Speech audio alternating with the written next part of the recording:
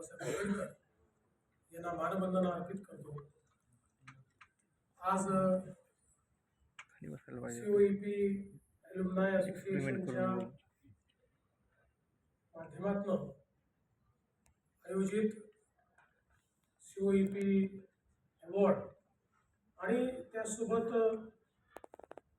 जी इमारत आपण नव्याने तयार केली लायब्ररी आणि आयटीची, त्या इमारतीचं उद्घाटन या कार्यक्रमाकरता मंचावर उपस्थित असलेले राज्याचे उच्च व तंत्र शिक्षण मंत्री माननीय चंद्रकांत दादा पाटील, सीओईपीचे कुलगुरू श्री सुनील भिरोड, माजी संचालक आणि ज्यांनी देशामध्ये उच्च आणि तंत्र शिक्षणाला एक दिशा दिली असे श्री सहस्त्रबुद्धे, आपले सीओईपीचे रजिस्ट्रार DN सोनावणे, या आपल्या ॲल्युमनाय असोसिएशनचे अध्यक्ष आमचे मित्र भरत गीते, त्याचप्रमाणे सेक्रेटरी श्री सुजित परदेशी, आज विशेष रूपाने ज्यांना या ठिकाणी आपण जीवन गौरव पुरस्कार दिला त्या श्रीमती वसंथा रामस्वामी,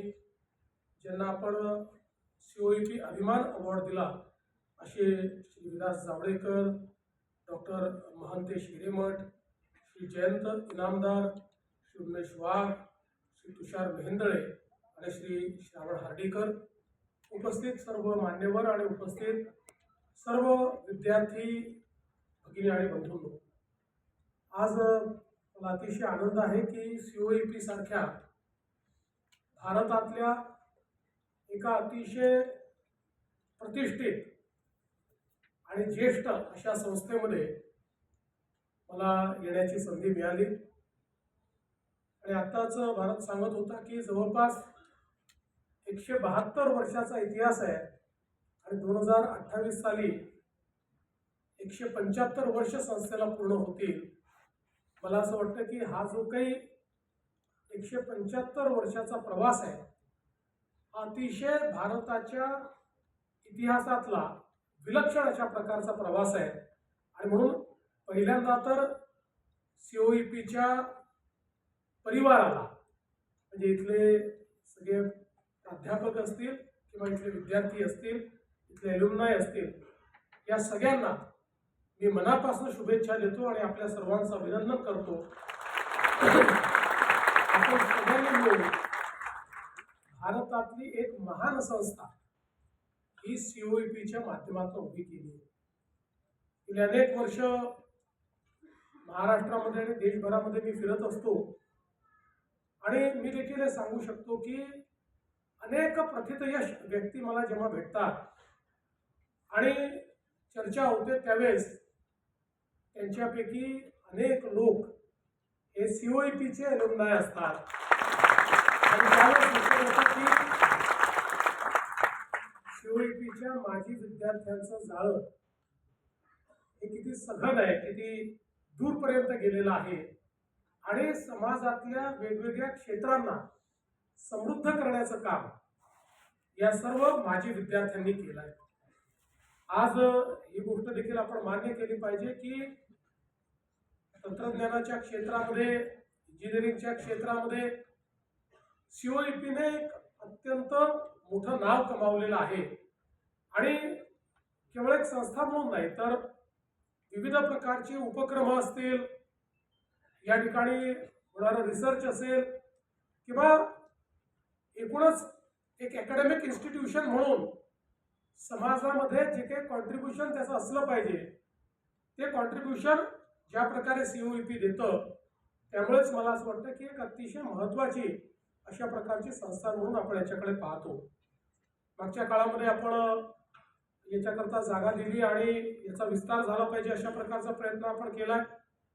पण मला असं वाटतं की अशा ज्या संस्था आहेत या संस्थांना आपल्याला अधिक मजबूत कसं करता येईल, या संस्थांना आपल्याला अधिक महत्त्वपूर्ण कसं करता येईल हा प्रयत्न करणं देखील अत्यंत गरजेचं आहे। म्हणून आज या निमित्ताने मी कुलगुरूंना आणि भारत तुम्हाला देखील आश्वस्त करू इच्छितो की सीओईपी सारख्या संस्थेला चंद्रकांत दादा थोडे सावरत बोलले, कारण त्यांना फायनान्स विभागाचा झटका 2-3 वेळा लागलेला आहे.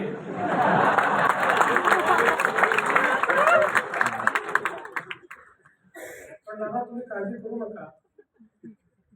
आपण जर सीओईपी सारख्या संस्थेला मदत केली नाही तर करायची कोणाला?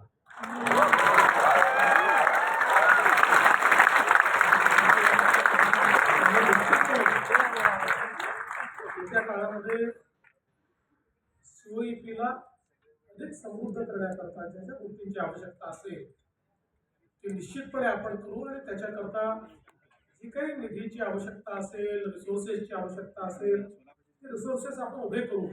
आज खरं म्हणजे आपण अशा जगामध्ये चाललो आहोत की सीओईपी सारखी आपली संस्था ही आपण जर थोडी मजबूत केली तर उद्याच्या काळामध्ये ही संस्थाच इतक्या मोठ्या प्रमाणावर रिसोर्सेस जमा करू शकते की आपल्याला त्यांना मदत करण्याची आवश्यकता देखील पडणार नाही. आणि जगात आपण जर बघितलं असेल तर जगातला अकॅडमिया जो आहे हा पूर्णपणे स्वतःच्या भरोशावर चालतो. कारण ही केवळ ज्ञान केंद्र नाही आहे, तर समाजामध्ये आपण जे काही नवनिर्मिती करतो त्या नवनिर्मितीला हातभार लावणारी, त्याच्यामध्ये सहभागी होणारी केंद्र म्हणून ही सगळी आपली अकॅडमिक इन्स्टिट्यूशन्स असतात. आणि म्हणूनच आज आपण पाहतोय की अनेक इन्स्टिट्यूशन्स आता अशा तयार होत आहेत की ज्यांच्याकडचं कॉर्पस असेल, ज्यांच्याकडे वेगवेगळ्या प्रकारे संशोधनातून मिळणारे पैसे असतील, ते खूप मोठ्या प्रमाणात जमा होतात. अर्थात त्याकरता सुरुवातीच्या काळामध्ये काही ना काही मदत करणं हे देखील अत्यंत महत्त्वाचं आहे. आज खरं म्हणजे आपण पाहतो की अतिशय वेगानं जग बदलत आहे आणि विशेषतः आर्टिफिशियल इंटेलिजन्स आणि क्वांटम कम्प्युटिंग या दोन गोष्टींमुळे जगाच्या प्रगतीचा वेग आणि डिस्रप्शनचा वेग हा दोन्हीही अनाकलनीय अशा प्रकारचा झालेला आहे. आणि त्यातनं एकीकडे मोठं आव्हान उभं राहिलेलं आहे तर दुसरीकडे मोठी अपॉर्च्युनिटी देखील उभी राहिली आहे.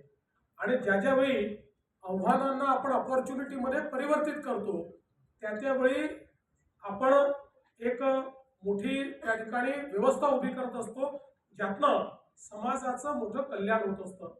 आपल्याला कल्पना आहे की ज्यावेळी 90च्या दशकामध्ये मोठ्या प्रमाणात संगणकीकरण सुरू झालं त्याही देशामध्ये चर्चा चालायची की इतक्या मोठ्या प्रमाणात संगणकीकरण होत आहे, आता पुढे काय होणार आणि मग लोकांना नोकऱ्या राहतील की नाही, मोठ्या प्रमाणात बेरोजगारी होईल, आपला देश कुठे चाललाय, अशा प्रकारच्या चर्चा व्हायच्या.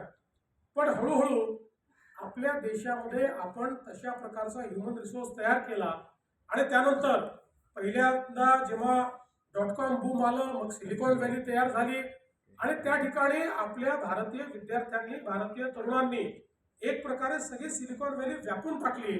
आणि या .com पासून सिलिकॉन व्हॅली पर्यंतच्या IT बूम मध्ये भारतीयांनी आपली शक्ती काय ही दाखवून दिली आणि जगामध्ये भारतीयांकडे पाहण्याचा दृष्टिकोन हा जगाचा बदलला.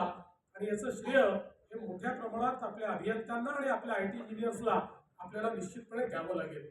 आज पुन्हा एकदा एक नवीन प्रकारे आपण एका नवीन वळणावर उभे आहोत आणि हे वळण हे अर्थातच AIचं आणि क्वांटम कम्प्युटिंगचं आहे. आणि मला विश्वास आहे की याही क्षेत्रामध्ये आपण जर योग्य पावलं उचलली तर आपण पुन्हा एकदा जगाला व्यापू शकतो. कारण आर्टिफिशियल इंटेलिजन्स हा किती मोठा असला तरी आमच्या भारतीय तरुणांमध्ये जो नॅचरल इंटेलिजन्स आहे तो त्या आर्टिफिशियल इंटेलिजन्सचा योग्य उपयोग करून या ठिकाणी निश्चितपणे डिस्ट्रक्टिव्ह टेक्नॉलॉजी तयार करू शकतो आणि त्यातनं मोठ्या प्रमाणात परिवर्तन घडवू शकतो. आज आपण पाहतो आम्ही वेगवेगळ्या प्रकारच्या हॅकॅथॉन्स जेव्हा आयोजित करतो त्यावेळी त्या हॅकॅथॉन्समध्ये आपले तरुण ज्या प्रकारे आर्टिफिशियल इंटेलिजन्सचा उपयोग करून एक मॉडेल तयार करतात आणि त्यातनं त्याची स्केलेबिलिटी पाहिल्यानंतर अक्षरशः असं लक्षात येतं की किती मोठ्या प्रमाणात परिवर्तन घडत आहे. मागच्या काळामध्ये आपण पुण्यामध्येच ॲग्री हॅकॅथॉन आयोजित केला होता. या ॲग्री हॅकॅथॉनमध्ये अनेक लोकांनी इतक्या चांगल्या प्रकारचे प्रयोग आपल्यासमोर केले. अगदी सामान्यातल्या सामान्य जो सगळ्यात मोठा प्रश्न आमच्या शेतकऱ्याचा असतो की शेतीवर कीड आली तर काय करायचं, या संदर्भात AIचा उपयोग करून एक असं मॉडेल तयार केलं की तिथल्या वातावरणातूनच त्या ठिकाणी कुठली कीड येऊ शकते अशा प्रकारचं प्रेडिक्शन करणारं मॉडेल तयार केलं आणि त्यामुळे कीड यायच्या आधीच आपल्याला त्या प्रकारे काय उपाययोजना करायची आहे ती उपाययोजना देखील सांगता येईल अशा प्रकारचे अनेक मॉडेल हे आता नव्याने तयार होत आहेत. त्यामुळे तंत्रज्ञानाच्या क्षेत्रामध्ये खूप मोठ्या प्रमाणात बदल होत आहेत.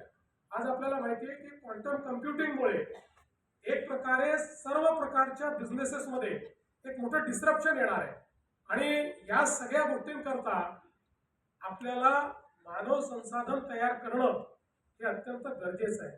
आज आमच्या जेवढ्या आमची इंजिनिअरिंग कॉलेजेस आहेत, आमच्या टेक्निकल इन्स्टिट्यूट्स आहेत, या सगळ्या इन्स्टिट्यूट्सला या क्षेत्रामधलं जे काही भविष्यातलं मानव संसाधन आहे ते तयार करण्याच्या दृष्टीनं पुढाकार घ्यावा लागेल आणि आपल्या खरं म्हणजे जी काही नवीन शैक्षणिक धोरण आहे या नवीन शैक्षणिक धोरणामध्ये सगळ्यात मोठा फायदा हाच आहे की आपल्या पारंपरिक जे काही आपले विषय आहेत या विषयांमध्ये या नवीन विषयांना एम्बेडेड पद्धतीनं कसं आणायचं अशा प्रकारचे बदलाव अशा प्रकारचे परिवर्तन आता आपण सहजतेने करू शकतो आणि हे परिवर्तन जर आपण केले तर निश्चितपणे मानव संसाधन तयार करण्याकरता आपण चांगल्या पद्धतीनं काम करू शकू. आणि आता हे जे फिफ्थ रिव्होल्यूशन किंवा फोर्थ रिव्होल्यूशन म्हणा कुठलंही त्याला आपण म्हणा हे रिव्होल्यूशन कॅप्चर करण्याकरता जसं आपण सिलिकॉन व्हॅली कॅप्चर केली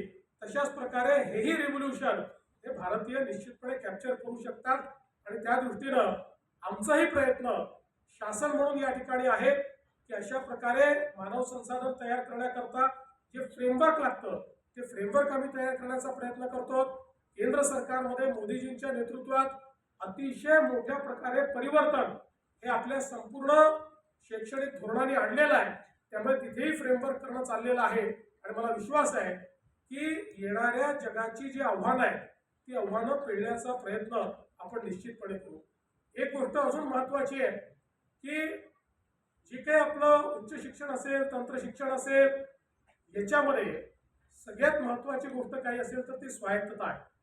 मला आठवतं की ज्यावेळेस COEPचं च्या ऑटोनॉमीचा विषय आला त्यावेळी मी मुख्यमंत्री होतो आणि सरकारमध्ये एक भावना होती की जसं काही सरकारचंच काहीतरी ओरबाडून घेऊन चाललो आहे, युनिव्हर्सिटीचंच काहीतरी ओरबाडून घेऊन चाललो. त्यावेळी मी भूमिका मांडली की एक युनिव्हर्सिटी एक डिपार्टमेंट यांनी सगळ्या गोष्टी कंट्रोल करायच्या हे शक्य नाही आहे. इनोव्हेशन जर करायचं असेल तर ते फ्री माइंड येऊ शकते, ते फ्रीडम येऊ शकते. इनोव्हेटर्सला जर तुम्ही स्वातंत्र्यच दिलं नाही म्हणजे अनेक वेळा आपल्या शासनामध्ये तर असं असतं की तुम्ही किती मोठे शास्त्रज्ञ असाल तरी देखील आमचं अंडर सेक्रेटरी फाईलवर जे लिहितो तेच फायनल होतं, ते तुमचं कोणी ऐकत नाही. अशा प्रकारे इनोव्हेशन कधी होऊ शकत नाही. इनोव्हेशन करता स्वायत्तता ही सगळ्यात महत्त्वाची असते आणि म्हणून गेल्या काळामध्ये महाराष्ट्रामध्ये आम्ही हा प्रयत्न केला की अधिकाधिक स्वायत्तता कशी देता येईल, ऑटोनॉमस इन्स्टिट्यूशन्स कशा तयार करता येतील. केंद्र सरकारनेही आता जशी युनिटरी युनिव्हर्सिटी आहे अशा प्रकारच्या वेगवेगळ्या युनिव्हर्सिटीज या तयार करून त्यांना फ्लेक्झिबिलिटी असली पाहिजे. म्हणजे one size fit for all अशा पद्धतीच्या विचारातनं बाहेर येऊन आपण पूर्णपणे स्वायत्तता देण्याचा प्रयत्न करतो. अजूनही आपला माइंडसेट पूर्ण बदललेला नाही. स्वायत्तता द्यायची म्हटल्यानंतर ज्याच्याकडे कंट्रोल आहे त्याला असं वाटतं की माझ्या घरचंच काहीतरी चाललेलं आहे. पण हे आता माइंडसेट हा बदलावाच लागेल, स्वायत्तता द्यावीच लागेल. जेवढी जास्त स्वायत्तता देऊ, स्वायत्तता स्वैराचारात गेली नाही पाहिजे एवढं लक्ष देणं हे महत्वाचं आहे.